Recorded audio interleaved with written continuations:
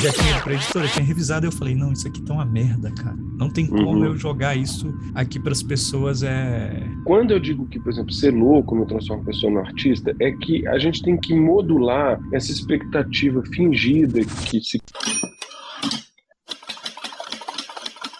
Tá entrando no ar mais uma edição do Live com o Autor. Eu me chamo Raik, espero que você esteja muito bem e vamos para este episódio que tá começando agora, mais uma edição.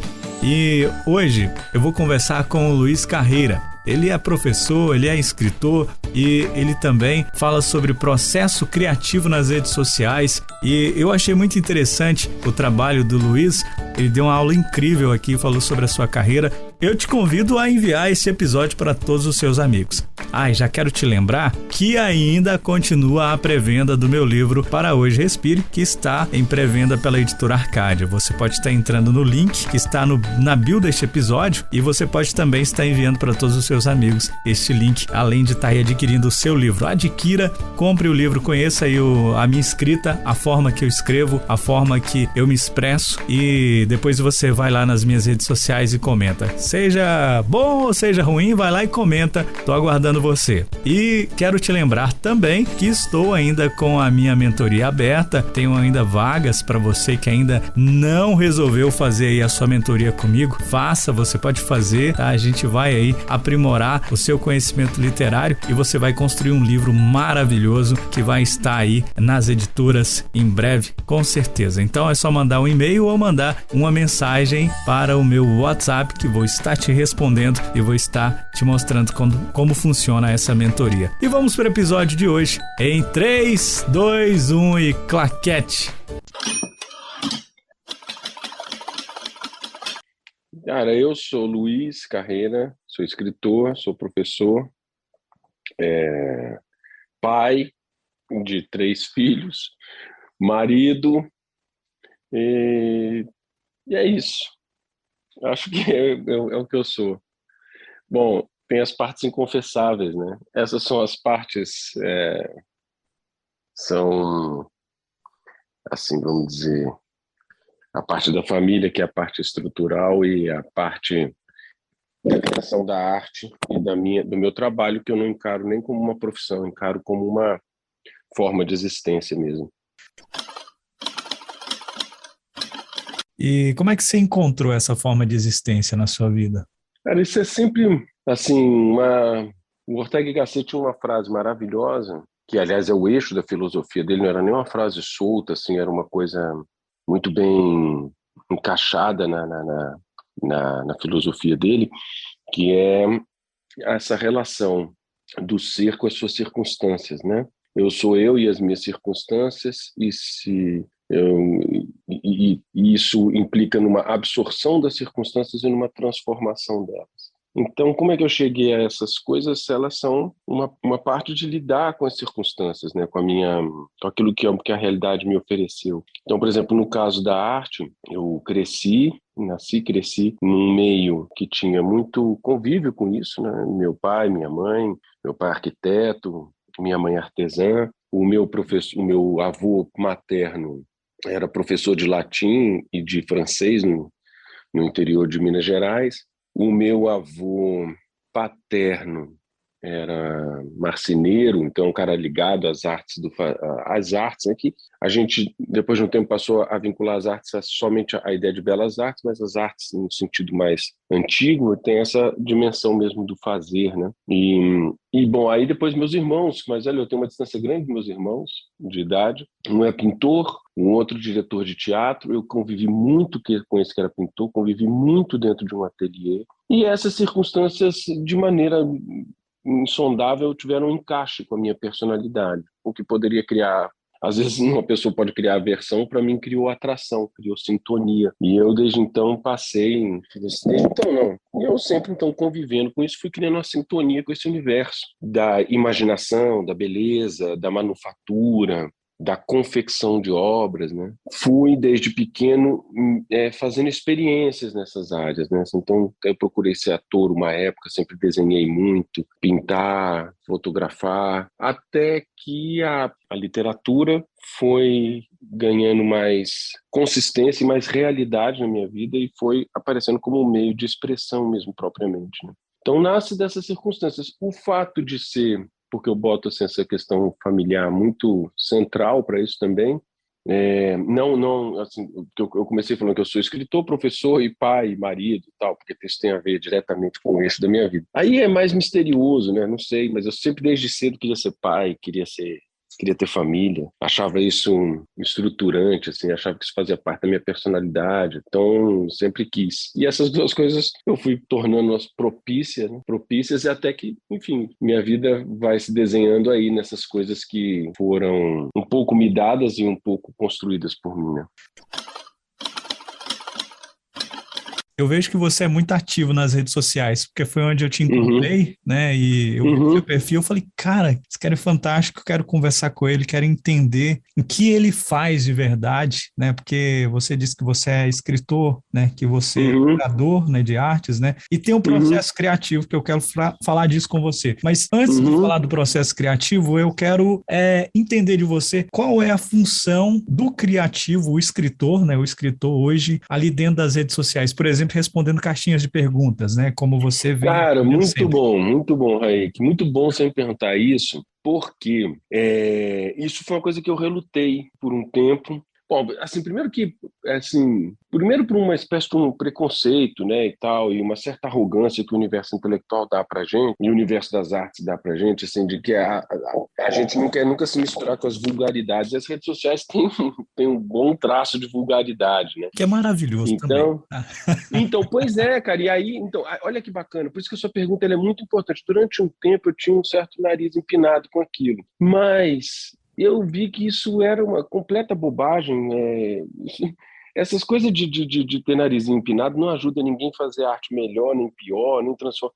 Isso aí é pura bobagem e era um resquício de frescura que eu espero cada vez tirar menos assim da minha personalidade, mas já tive muito e vou limpando com o tempo. Acho que não é hoje, não é uma novidade desse mundo, a gente vive por encontros, né, assim, vamos dizer assim, ciclos de amizades, de interesse, a gente vai formando nossos grupos de afinidade, de interesse e tal. E as redes sociais são um mecanismo para uma par de coisas, mas muito para isso, né, assim, e as primeiras experiências que eu fiz nas redes sociais era aquela perda de tempo completa de ficar ali discutindo política, dando palpite sobre coisas que você não vai resolver, e falando besteira e ouvindo besteira, e depois eu fui vendo que não, que aquilo ali podia ser um mecanismo de encontro mesmo, de contribuição para as pessoas e de encontrar pessoas interessantes. E eu passei a me dedicar mais às redes sociais. Fiquei mais ativo, basicamente no Instagram e no Telegram.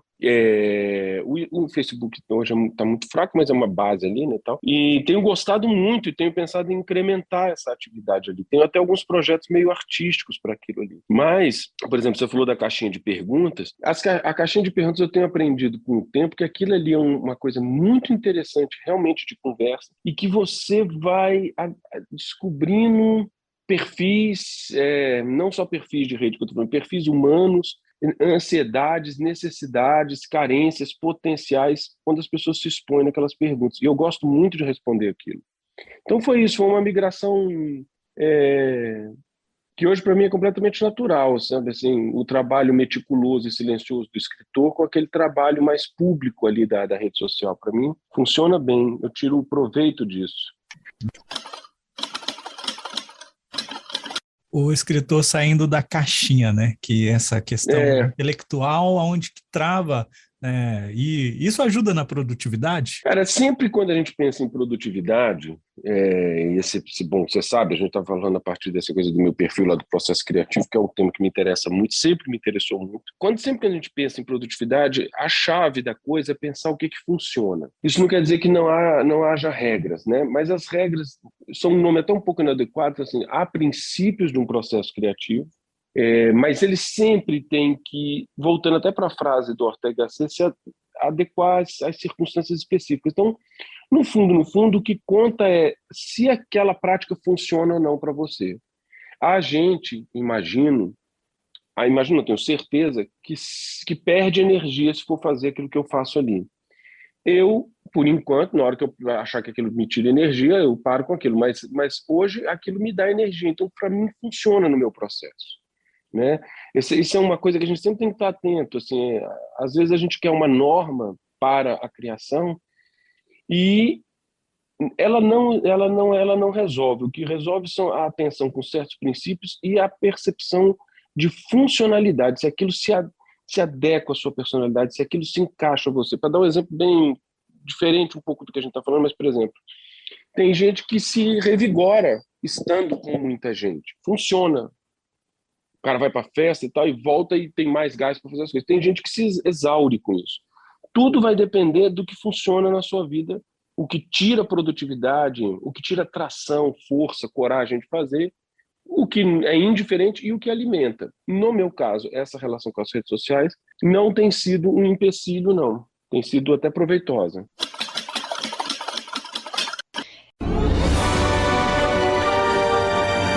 Imagine você perdido em uma cidade onde não conhece ninguém e a polícia está atrás de você te acusando de tentativa de homicídio. A sua única saída é aceitar a ajuda de um estranho que acredita na sua versão da história. Esse é o enredo do mais novo romance do escritor Hayek. O livro para hoje... Respire, já está em pré-venda pelo site www.editoraarcadia.com.br. Garanta o seu com desconto e brinde especial. E tem como aprender criatividade? Tem, se a gente entender bem o que ela é, né? Eu costumo até dizer o seguinte, tem uma conversa, uma discussão grande, assim, se o talento é inato, se o talento é desenvolvido, se o talento é descoberto. Quando a gente vai ler as biografias dos artistas, a biografia dos criadores, inventores, de diversas áreas, quando a gente fala de criatividade, a gente não está falando especificamente de artista, né? Essa conversa pode ser especificada para artista, mas ela não é exclusiva. Você tem uma sensação grande, assim, as pessoas perdem muito tempo, me desculpa, as pessoas perdem muito tempo se o talento, como eu estava dizendo, é nato ou não é e tal. E aí, como eu estava dizendo, quando você vai ler a biografia dos escritores, dos artistas, dos inventores, você vai ver uma constante ali, que é a seguinte: ninguém chegou ao seu talento sem uma grande dose de esforço, sem uma dedicação para aquilo, sem alguns mecanismos muito palpáveis, uma quantidade de horas, um aprendizado técnico. Ninguém. Então, qual é a conclusão que eu chego? É a seguinte: é evidente que há uma dose de mistério. Você olha uma criancinha jogando basquete, bota um monte de criancinha, você vai ver uma que tem uma inclinação, tem uma facilidade. Pronto, então ali a gente reconhece, tem um mistério, tem gente que é mais inclinada. Essa é uma verdade tão grande quanto ao fato de que ninguém vai alcançar a excelência se não trabalhar. Então, aquele mesmo garotinho que você viu ali que podia ter essa inclinação, se ele não seguir determinado percurso, que tem princípios, tem algumas coisas que ele tem, etapas que ele tem que cumprir, ele vai ser um garotinho que tinha um talento e virou bancário, não virou jogador de futebol, entendeu? Então, assim, fazendo essa equivalência entre as duas realidades, há um mistério no talento e na criatividade? Há. Mas há também coisas que não são misteriosas, do tipo, nenhum talento é plenamente desenvolvido se não for trabalhado. Eu fico com a segunda, porque a primeira é insondável. E aí eu concluo isso aí pensando sempre o seguinte: talento é um troço que, se você acha que não tem, você inventa. Você faz ele, cria ele. Então, para responder a tua pergunta mais objetivamente, criatividade se ensina. Você não ensina aquele mistério. Ninguém ensina um mistério. Mas você ensina como desenvolver a potencialidade. Você ensina a como realizar esse potencial. Porque uma maneira de pensar a criatividade é isso. Ela é um potencial, você tem um potencial. Só que um potencial é uma coisa que não está realizada. E você pode ensinar o caminho de realização disso. E mais até, não só pode, como todas as pessoas criativas, do Elon Musk ao Ernest Hemingway, da Isadora Duncan ao, sei lá, todas as pessoas criativas, o Einstein, os caras aprenderam a manipular o seu talento, aprenderam a se tornar criativos. Senão eles tinham feito as coisas aos 5 anos de idade, né? E não fizeram, não era possível. Dentro desse processo de criatividade, né, qual hoje em dia, dentro das redes sociais ali, esse mecanismo que as pessoas podem estar usando, né, essa ferramenta das redes sociais para se comunicar, como elas podem estar usando ali a criatividade ao seu favor? E depende muito, né? Não sei porque isso tudo, por exemplo, tem sempre muito a ver com o propósito, né? Então, a criatividade é um troço parecido com a inteligência, sabe? Assim, todo ser humano tem um potencial de inteligência. Por isso que ele é humano. Ele conta com elemento racional, ele conta com aquilo que os escolásticos chamavam de alma intelectiva. Para ser desenvolvida e para ser bem empregada, ela tem que estar relacionada com o propósito. Então, por exemplo, nas redes sociais, depende. Se o propósito é vender, é encontrar gente, é vender um produto, é se vender, é fazer política. Depende do que você quer com a rede, porque ela é. Isso é uma coisa importante em um processo criativo e arte, a gente entender que ferramenta é ferramenta. Ferramenta, ela não... é um troço frio, a gente é que esquenta ela, a gente é que dá finalidade para ela. Então, como usar a criatividade dentro das redes sociais, tudo vai depender antes de uma compreensão do seu propósito, que pode começar de maneira genérica, pode até o detalhe, tipo, eu quero vender uma coisa, mas não quero aparecer. Não, eu quero vender uma coisa que é a minha própria vida, eu quero fazer uma personalidade. Então, tudo depende disso. Você tem um e-book que se chama A Orelha de Van Gogh ou A Lição do Semeador. Exato. Esse e-book, como é que você desenvolveu dentro desse e-book a sua criatividade para produzir esse e-book? Como assim surgiu? Parece, ele surge da minha preocupação com o processo criativo, do meu interesse com o processo criativo e do meu interesse com Van Gogh. E eu vi ali que tinha um casamento possível que o Van Gogh podia ilustrar uma coisa importante do processo criativo, porque o Van Gogh é um cara sempre visto, um nome sempre visto como um exemplo de gente doida, atormentada, meio ridícula, e por isso mesmo genial. Só que quando você vai conhecer, e aí por isso que é o símbolo da orelha de Van Gogh, quando você vai conhecer a vida de Van Gogh, você vê que não tem nada disso. Ele era doido, atormentado, sofria, tudo bem, mas um monte de gente sofre no mundo, é doida, atormentada, e não é capaz de pintar o que o Van Gogh pinta. O Van Gogh é o Van Gogh porque ele tinha um longo processo de estudo, dedicação, esforço, educação da sua atenção, constância, persistência, busca, que tornou ele um grande pintor. O ser doido não torna ninguém pintor. O trabalho persistente, atento, inteligente, sim, mas o ser doido, não. E dentro da obra dele você tem esses dois símbolos, a orelha de Van Gogh, que todo mundo gosta e lembra, sabe? Quem não sabe nada de arte sabe que esse cara passou a faca na orelha, cortou a orelha, e aí vem todo esse monte de coisas assim, desses falsos ideais de que você tem que ser sofrido para ser artista e tal. E só que dentro da obra dele também tem um outro símbolo que ninguém comenta, que é o semeador. Ele era um cara apaixonado pela ideia de semear, e isso é não só no sentido filosófico da coisa, como no sentido pictórico. Ele pinta muitos semeadores, muito camponeses, acha ali uma gramática, acha ali um jeito de fazer. Então, quando você olha o Van Gogh, você tem um belo exemplo de processo criativo, que assim, você alcança a excelência, não porque você é doido, atormentado, mas porque você trabalha forte, aprende muito, é muito atento, é muito inteligente, busca, persiste. E o Van Gogh é um exemplo disso maravilhoso. E o livro trata disso, né? A editora Arcádia, agora além de atuar no mercado editorial com publicação tradicional, está oferecendo para os autores a oportunidade de publicar seus livros com nosso novo selo, Arcas, formato cor participativo. Se você tem interesse em fazer parte do selo Arcas, encaminhe seu original para o nosso e-mail, seloarcas@gmail.com. Sim, nessa perspectiva, né, que você coloca o Van Gogh como uma outra visão, né, tirando essa visão do louco, do doido, mas da pessoa extremamente criativa e dedicada, né, ele era obsessivo, né, eu digo assim que para uma pessoa ser extremamente criativa, ela precisa ser obsessiva. Sim, esse é um dos princípios.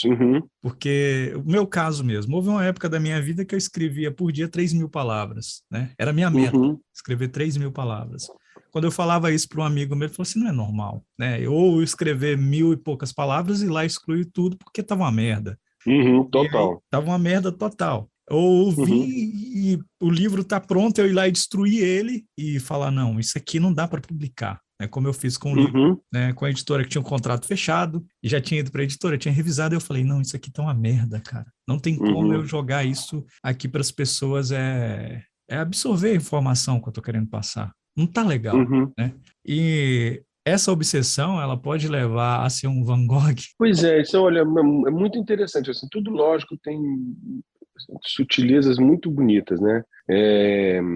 Quando eu digo que, por exemplo, ser louco não transforma a pessoa no artista, é que a gente tem que modular essa expectativa fingida que se criou. Ela é muito antiga, mas assim, no romantismo ela tem várias notas ao longo da história, mas a partir do romantismo, e mais do que do romantismo, de uma diluição até o artista com personalidade, tem várias diluições numa ideia subjetiva da arte, que é assim, eu sou artista porque eu sou esquisito, porque eu sou doidinho, porque eu sofro.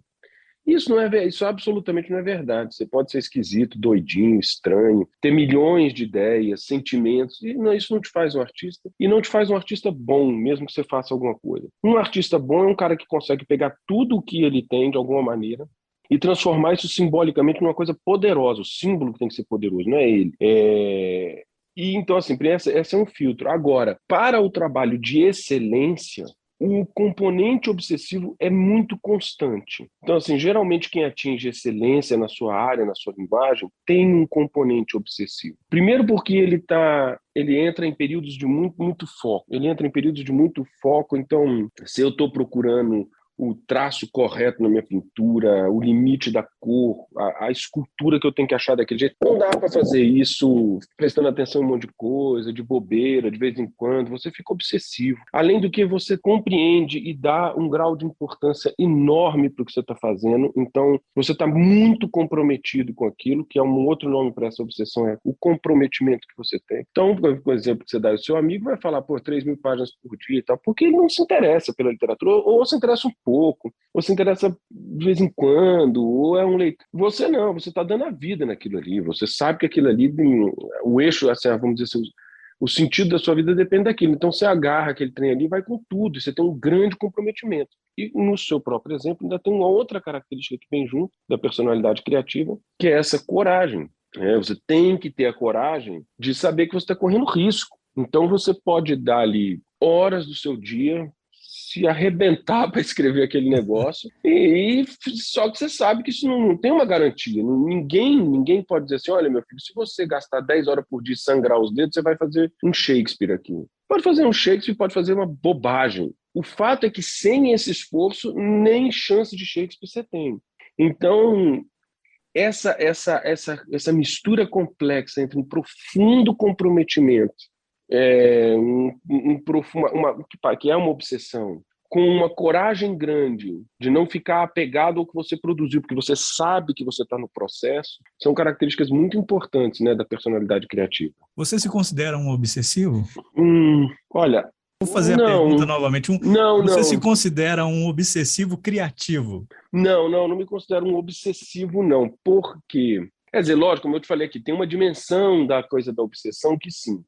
Mas, às vezes, eu acho que a ideia de obsessão, ela mais estupidifica até. Parece contrário do que eu estou falando, mas não é. Porque a resposta que eu dei antes está querendo dizer o seguinte, há um traço de obsessão que eu entendo nos resultados criativos como comprometimento. Qual é a diferença? Porque, às vezes, a obsessão pura e simples, se a gente só tratar como obsessão, pode virar um correr atrás do rabo, entendeu? Você fica ali obcecado com aquele negócio e a coisa não está dando resposta. Isso é uma coisa que ela pode ser... uma prisão ilusória. Isso, você pode estar só sofrendo ali uma patologia de estar agarrado numa ideia fixa.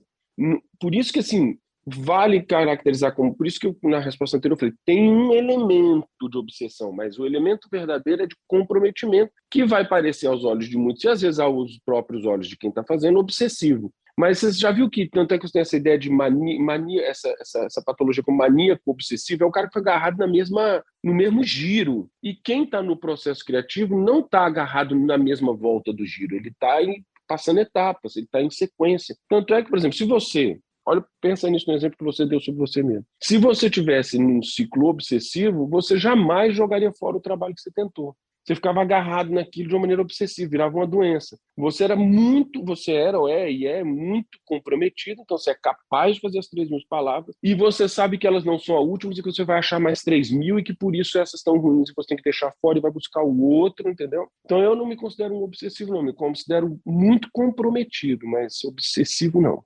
E qual conselho você dá aqui para a nossa audiência do podcast, né, sobre 3 pilarezinhos aí da criatividade, que é importante a pessoa frisar nisso, para ter essa Uhum. criatividade acesa?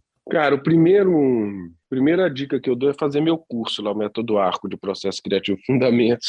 Foi brincadeira, isso é um merchan. Mas É o curso importante. trata desses. É, não, mas o curso trata desses processos, porque eu falo ali de 4 pilares para um método que vai levar um processo criativo, que é justamente a atenção, educação da atenção, uma definição da resposta, que é uma resposta de vida, o que você quer da sua vida, o que você vai fazer, a construção, que é a palavra C, é a letra C, que é como construir, então justamente para não ficar em ciclos obsessivos ou gaps grandes ou bloqueios, como trazer inteligência ao trabalho, como trazer fluidez ao trabalho, né? A energia correta para o trabalho, e o último que é a oferta, que é pensando o ciclo todo para trás, no sentido de para quem que eu ofereço a minha obra, que bem que eu causo. Mas, pensando assim, objetivamente, você falou em 3 dicas, não foi isso que você disse? Desculpa, 3 dicas, né? Sim, sim, sim. Uhum. Ó, as dicas têm que ser pensadas assim, como princípios, tá? Então, por exemplo, eu vou falar 3 pontos que costumam ser muito comuns, emperrando o caminho das pessoas e que são falsos problemas. O primeiro deles é o seguinte: não existe, assim, não existe liberdade, você está sempre limitado. Essa ideia de liberdade como ausência de limites é uma ilusão que mantém a gente numa espécie de infantilidade e cria uma expectativa completamente equivocada com o seu processo criativo. O processo criativo e o processo de inteligência é aprender a lidar com os limites, tirar o leite da pedra, fazer as coisas com o que tem na mão. Assim, então, assim, primeiro é tirar essa ilusão de criatividade. O segundo é uma decorrência disso, que eu já ia até adiantando, então, para ele tirar leite da pedra. Nunca reclama do que te falta se você não aproveita tudo que você tem. O processo criativo depende de uma coragem, de uma força, de uma inteligência para você aproveitar tudo que está na sua mão. Antes disso, não dá para reclamar de nada. Então, o cara fala, mas se eu tivesse 10 mil horas, se você tivesse 10 mil horas, seria lindo. A meia hora que você tem, você aproveita ou você fica vendo TikTok? Você aproveita? Então tá. Então você pode reclamar das 10 mil horas. Mas geralmente quem aproveita os 10 minutos que tem não reclama das 10 mil horas. Desculpa você falar. Não, mas é isso mesmo que você está dizendo, Uhum. sabe? É isso mesmo. É. Essa é a conclusão, né? É sobre E o aproveitar. terceiro é, é, assim, vamos dizer, princípio fundamental do processo criativo, todos eles têm a ver um com o outro, né? É que não é inspiração que gera trabalho, é trabalho que gera inspiração. Então essa coisa de ficar esperando ter uma ideia aí você vai fazer, não vai fazer. Não vai fazer porque na hora que o cavalo passar selado, você não sabe subir no cavalo, não sabe montar nele, não sabe o que é a rédea, não sabe enfiar o pé no estribo, então não vai fazer. Então assim, para você pegar o cavalo selado, meu filho, todo dia você tem que estar indo lá, montando no cavalo, aprender a trotar, entendeu? Depois aprender a correr com o cavalo, a cuidar dele, alimentar, saber os limites. Você tem que aprender de cavalo para poder pegar o cavalo selado. E, no geral, as pessoas ficam esperando ter uma ideia. E tem. Hoje mesmo eu escrevi um negócio numa das caixinhas de pergunta lá. Assim, a musa, a inspiração, sempre quer visitar a gente. Sempre, cara. Ela é mó fácil, entendeu? Ela é assim. Mó fácil que eu quero dizer é o seguinte: ela é uma moça muito dadeira, sabe? É uma moça muito disponível. A gente é que dá o cano nela. Dá o cano por quê? Porque não está lá na hora para fazer o trabalho, não está treinado, não desenvolve a habilidade, não está procurando. Então, às vezes, a moça está aqui do lado, a tal da musa, está aqui, está na sua frente, disponível, mas você não consegue agarrar, porque você não tem força, não tem musculatura para pegar ela. Então, o trabalho ordinário é fundamental no processo criativo. E ele também dá uma outra coisa que é uma outra dica. Se as pessoas falam, eu estou com bloqueio criativo. Às vezes acontece, pode rolar, pode acontecer. Você pode estar com bloqueio, pode estar vendo uma crise. Lógico, o ser humano é complexo, pode, mas, cara, assim, na imensa maioria dos casos, isso é conversa fiada. Na verdade, você não está com bloqueio criativo, você está com uma prepotência enorme de achar que todo dia que você vai sentar, você vai escrever o Rei Lear. E você não vai fazer o Rei Lear todo dia, você não vai fazer a Nona Sinfonia. O Beethoven não fez isso, o Shakespeare fez isso. Vários dias deles eram dias de corrigir, de exercitar, de organizar as coisas, entendeu? Então, assim, eu acho que esses elementos são importantes para você, em princípio, se desiludir um pouco com a coisa e poder imaginar ela de verdade, entendeu? Me indica um filme, né? E um livro, né? Para nossa audiência aqui. Um filme, um livro de qualquer coisa? Sim. Um livro, eu vou indicar meu Deus do céu, agora você me pegou, eu não sei, assim, deixa eu pensar, porque é um livro genérico, assim, para indicar, Tá, eu indico, falei dele, parece, mas eu indico o Rei Lear do Shakespeare, porque ali dentro tem uma discussão muito importante sobre falar a verdade e a mentira e sobre se iludir. E eu acho isso muito... Não tem uma apresentação melhor que eu conheça sobre esse tema. E um filme? E um filme... Eu não sou um cinéfilo, né? Um filme... Não, deixa eu pensar um filme. Que peça hoje ninguém nem mais vê peça. Um filme, cara, ninguém mais vai... Esse é um tema interessante. Será que o teatro acabou? Eu estou te falando assim, eu não sou um cinéfilo, eu não tenho muita... Tudo bem. Muito traquejo. Toda vez que eu penso num filme, eu corro para ler um livro, entendeu? Maravilha. Meu querido, obrigado. E tudo certo. Obrigadão por aceitar conversar comigo, tá bom? Maravilha. Valeu cara. mesmo. Obrigado a você.